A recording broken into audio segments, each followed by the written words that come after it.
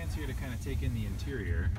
If you've been in a Model 3, what you see in front of you will be very familiar. So you've got the Model 3 instrument panel with the air blade. You've got the center display here from a Model 3, steering wheel, center console. One of the surprising things too is that the seats that you're sitting in are actually Model 3 seats. They're just up on risers. Makes it a little bit easier to get in and out of, and then also gives you a little bit of a higher vantage point, so you can kind of look down on the road. Is that going to carry through to production? Absolutely. How much taller is the Y to the I don't 3? know the exact value.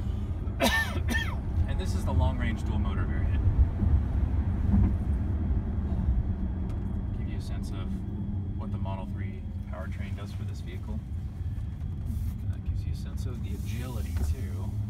How far can you open the trunk? It's really similar to Model X. Yeah, it's a liftgate.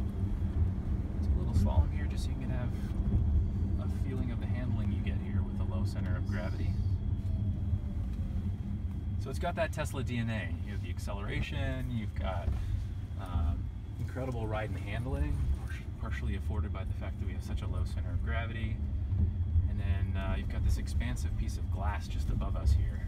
That kind of plays on the interlayer glass technology we've developed in the Model X windshield, Model S panoramic roof, and the Model 3 backlight. So that during the day, protects you from the sun and UV rays, and at nighttime gives you a really good sense of the night sky. Just makes it really roomy and airy in here. If you wouldn't mind, go ahead and take your seatbelts off, and then we can exit to the left.